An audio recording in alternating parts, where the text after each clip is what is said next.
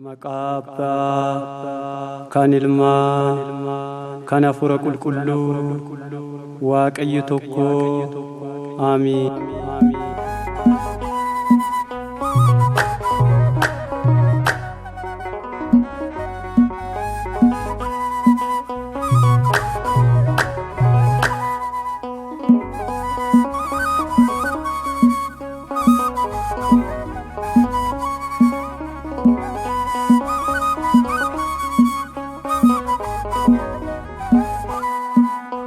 Waaqayyo Gooftaan isin waammadha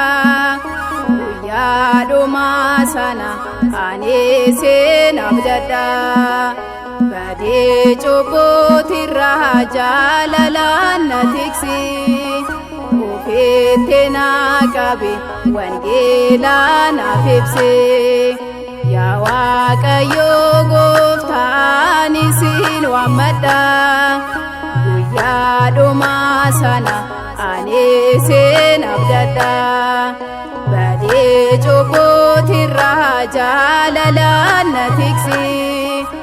ofitti na qabe wangeelaa naaf ibse.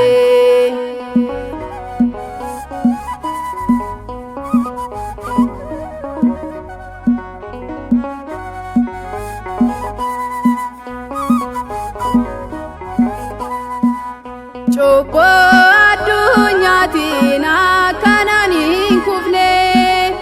ati na yaadadhu akkan badee hin hafne karaa badaa irraa kan kee na taasisi Gooftaa uumaa kan koo ati na fayyisi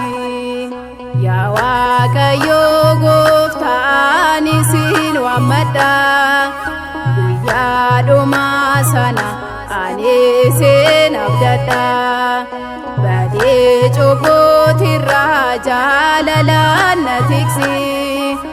ofitti na qabe wangeelaa naaf ibse.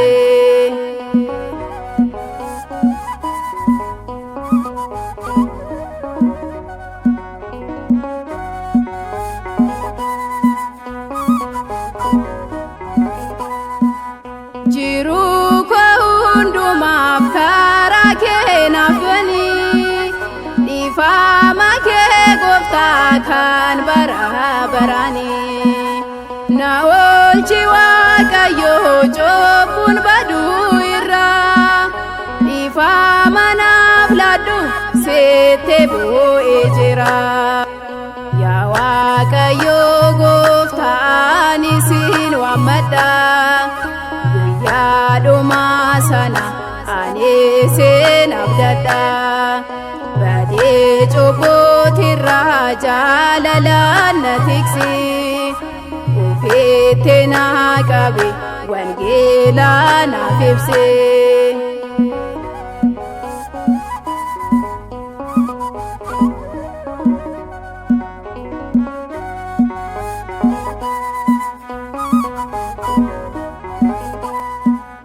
Lapheesi fitamtu ati na badhaasi jalqabaaf xumuraa Gooftaa naaf miidhagsi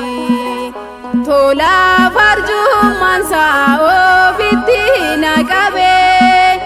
karaa badaa irraa mana isaa na dhaabe yaa Waaqayyo Gooftaan isin waammadha guyyaa dhumaa sana ani isin abdadha badii cubbootirraa jaalalaan na tiksi ofitti na qabe wangeelaa naaf ibse.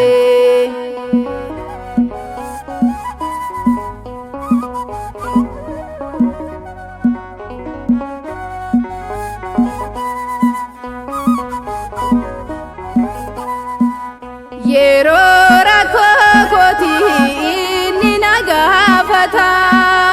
dhibbuu keessa kootii inni na baafata jaalala kee Gooftaa kan bara baraati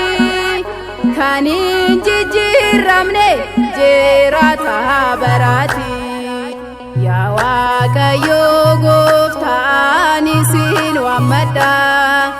guyyaa dhumaa sana ani isin abdadha badee cubbootirraa jaalalaan na tiksi ofiitti na qabe wangeela naaf ibse yaa waaqayyo gooftaan isin waammadha